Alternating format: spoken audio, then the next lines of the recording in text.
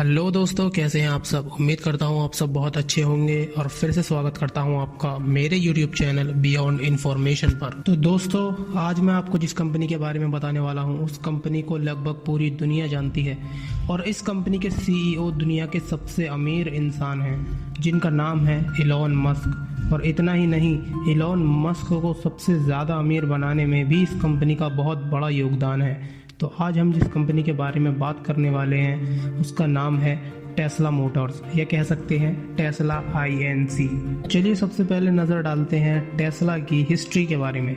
तो वैसे ज़्यादातर लोग इस बात से अनजान नहीं हैं कि टेस्ला के फाउंडर इलॉन मस्क नहीं हैं, लेकिन फिर भी बहुत लोगों को ये बात नहीं मालूम कि टेस्ला के असली फाउंडर्स मार्टिन एबरहर्ड और मार्क टैपनिंग हैं। इन्होंने इस कंपनी की शुरुआत सन 2003 में की थी और इन्होंने इस कंपनी का नाम मशहूर साइंटिस्ट और इन्वेंटर निकोला टेस्ला के ऊपर रखा था। फिर एक साल बाद यानी 2004 में एंट्री हुई इलॉन मस्क की, जिन्होंने टेस्ला कंपनी में $6.5 मिलियन की इन्वेस्टमेंट करके टेस्ला के शेयर्स की सबसे बड़ी हिस्सेदारी ले ली और उसके बाद वो टेस्ला के चेयरमैन बन गए और फिर कुछ सालों बाद वो CEO की पोस्ट पर आ गए।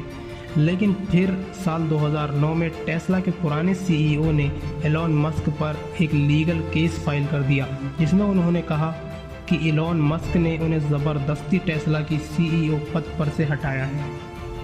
साल 2009 में एबरहर्ड, जो कि टेस्ला के पुराने CEO थे, उन्होंने अपना केस वापस ले लिया, जिसका रीज़न उन्होंने किसी को बताया नहीं।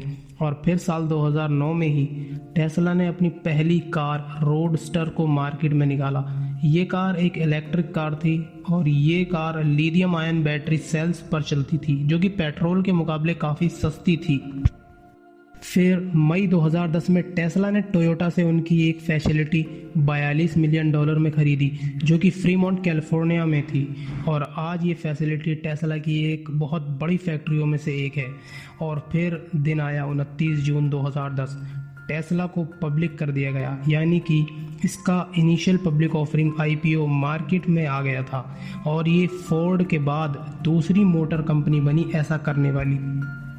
इसी के साथ टेस्ला ने अपने 13.3 मिलियन शेयर्स भी निकाले, जो कि सिर्फ $17 पर शेयर्स के प्राइस पर थे। लेकिन आज हम देख सकते हैं कि इसका एक शेयर $167 से भी ज़्यादा है। और फिर 2012 में टेस्ला ने अपनी नई electric car model S launch की, जो कि एक लग्जरी सेडान थी। और इस कार ने टेस्ला को आसमान की बुलंदियों पर पहुंचा दिया, क्योंकि ये टेस्ला की हाईएस्ट रेटेड एवर कार बन गई। और इस कार ने कई अवार्ड्स भी जीते, जैसे motor trend car of the year. और ये कार सबसे पहली इलेक्ट्रिक कार बनी जिसने monthly sales ranking of a country को टॉप किया। और ये best selling plug in electric car worldwide भी बनी। और 2014 में टेस्ला ने टेस्ला ऑटो पायलट लॉन्च किया, जिसकी मदद से आपको गाड़ी चलाने की ज़रूरत नहीं होगी, कार AI के मदद से अपने आप चलेगी। और इसी के साथ टेस्ला ने कार की चार्जिंग के लिए स्टेशंस भी बनवाए, जिनको उन्होंने नाम दिया सुपर चार्जर्स। और ये US और यूरोप में डिज़ाइन किए गए थे ताकि बैटरी जल्दी चार्ज हो सके, और ये सर्विस आपको बिना किसी एक्स्ट्रा चार्ज के मिलती थी। और फिर 2015 में टेस्ला ने अपनी नई electric car model X launch किया, जिसकी मैक्सिमम बैटरी रेंज लगभग 547 किलोमीटर थी। और अगर बात करें बैठने की, तो इसमें 7 लोग आराम से बैठ सकते थे।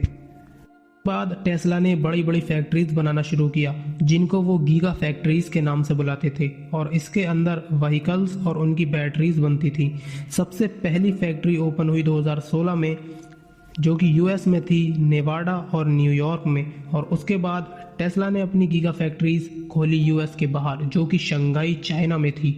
और उसके बाद टेस्ला ने अपनी मॉडल 3 कार लॉन्च की, जिसकी प्राइस थी $35,000। और ये टेस्ला की बेस्ट सेलिंग मॉडल और best selling electric car of all time बनी, जिसने निसान की मॉडल लीफ को पीछे छोड़ दिया था। और फिर फरवरी 2017 में टेस्ला ने अपनी कंपनी को टेस्ला INC बना दिया, जिसका मतलब था कि टेस्ला अब और फील्ड में भी एक्सपेंड करेगा। और इसके बाद टेस्ला ने सोलर सिटी को एक्वायर कर लिया, वो भी पूरे $6 बिलियन में। और इसी के साथ उन्होंने Riviera tool, Grohmann engineering, Perbix Compass automation, German ATW, SilLion और मैक्सवेल टेक्नोलॉजीज को भी एक्वायर कर लिया।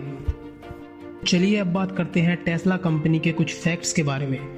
अगर बात करें साल 2020 की, तो टेस्ला का मार्केट कैपिटलाइजेशन 86 बिलियन डॉलर से पार पहुंच गया था, जो कि आज तक अमेरिका में किसी और ऑटोमेकर कंपनी ने कभी नहीं किया था।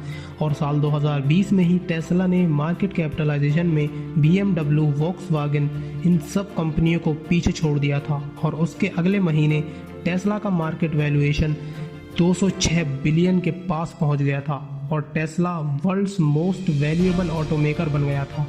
अगर बात करें साल 2022 की, तो टेस्ला का मार्केट कैपिटलाइजेशन इस साल 526 बिलियन डॉलर है और 2022 में टेस्ला का रेवेन्यू अभी तक 74.8 बिलियन डॉलर्स है।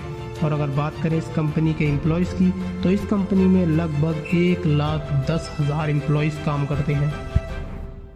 Thanks for watching the video. और अगर आपको किसी और टॉपिक के बारे में जानना हो तो let me know in the comment. Until the next video.